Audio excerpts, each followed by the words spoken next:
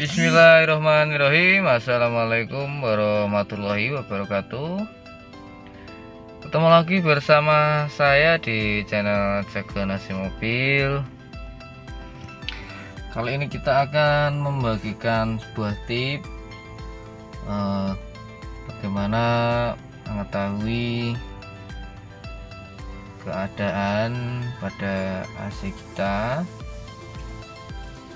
Lebih tepatnya gini teman-teman, jadi kita itu harus tahu kapan waktu AC kita itu perlu diservis. Nah, jadi yang pertama akan kita bahas pada video kali ini adalah mengetahui kondisinya dulu teman-teman.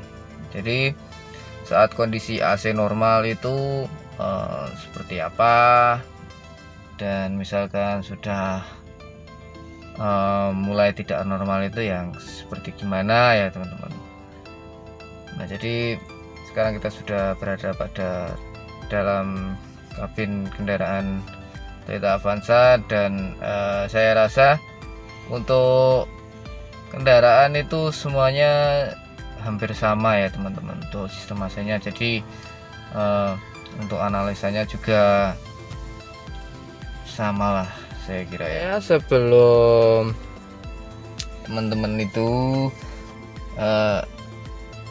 menyalakan AC pada awal mau dinyalakan atau pada awal mesin dihidupkan, itu sebaiknya tunggu sampai temperatur kerja mesin tercapai dulu ya teman-teman.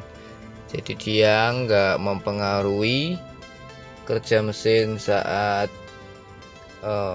warm ya teman-teman, atau saat dia sedang dipanaskan. Nah, jadi misalkan masih ada indikator temperatur yang masih biru atau hijau, itu mendingan AC jangan dinyalakan dulu. Itu untuk pagi hari ya teman-teman. Berbeda kalau misalkan mobil sudah habis dipakai kemudian berhenti, ya tidak apa-apa, soalnya sudah habis dipakai ya. Atau yang jadi acuan juga sebenarnya adalah kilometer sendiri teman-teman. Jadi setiap berapa kilometer sih kita servis berkala AC. Jadi pengertian servis berkala itu berbeda-beda teman-teman.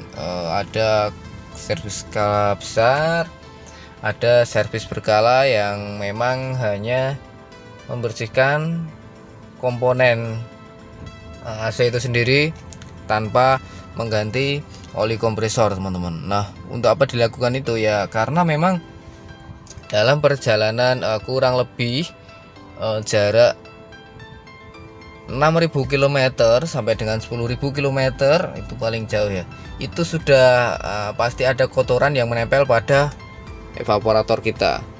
Dan untuk sekarang itu nggak perlu OH dashboard untuk membersihkan evaporator. Jadi untuk servis berkala ringannya itu memang harus diperhatikan setiap 6.000 km kalau bisa. Itu harus dibersihkan untuk filter AC dan juga evaporator AC depan dan juga belakang ya teman-teman. Depan dan juga belakang.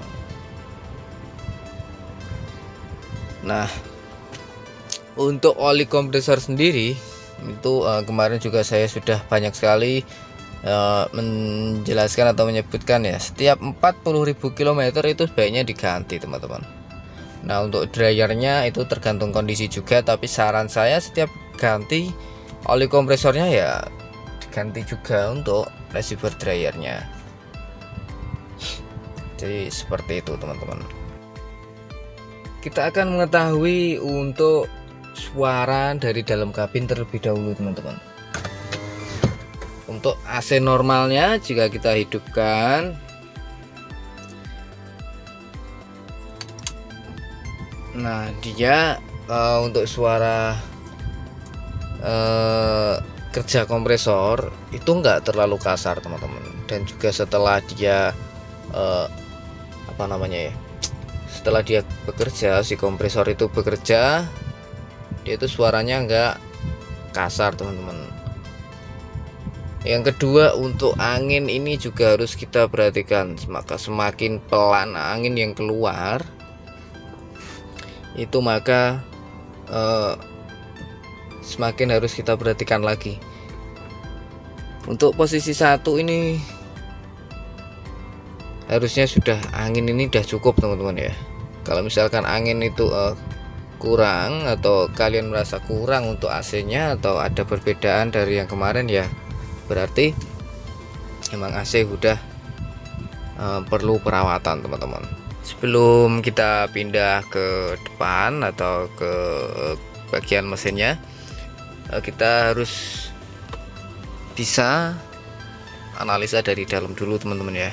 Untuk cut off kompresornya atau jeda mutusnya itu berkisar di angka sekitar ya teman-teman, itu kurang lebih 10 sampai 13 mungkin ya detik, itu dia jaraknya mutus. Dan untuk nyambung atau kerja kompresornya itu waktunya akan lebih lama. Nah jadi kalau misalkan dia mutus itu jaraknya sekitar 10 sampai 13 detik, sedangkan untuk kompresor bekerja normalnya itu dia sekitar 17 sampai 20 detik teman-teman ya. Itu kalau mobilnya keadaannya normal seperti ini. Nah itu juga kita harus bisa menganalisa sendiri. Berbeda-beda, cuma untuk acuannya kita pada mobil yang normal saja seperti ini. Nah kurang lebih seperti itu untuk waktu dia cut off dan juga kompresor on ya teman-teman. Nah sekarang kita lanjut pada bagian depan atau bagian dari mesinnya teman-teman ya. Yang pertama kita perhatikan adalah kipasnya teman-teman ya. Jadi kalau kipasnya masih kencang seperti ini berarti bagus. Dan juga jangan lupakan untuk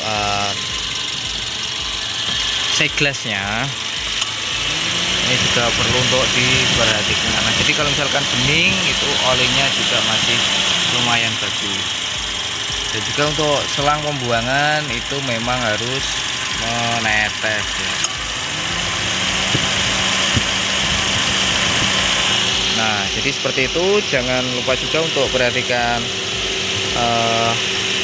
magnet AC nya. Perhatikan untuk jarak centerpiece atau kerenggangan untuk centerpiece magnet clad-nya itu juga harus diperhatikan teman-teman ya. Juga dari kerusakan seperti misalnya ada patah di bagian sisi atau karat ya teman-teman. Nah, jadi seperti itu untuk video singkat kali ini. Semoga bisa membantu untuk menentukan servis kendaraan dan juga semoga mudah dipahami. Jangan lupa di share agar semuanya bisa tahu ya teman-teman. Sekian, kita ketemu lagi pada video selanjutnya.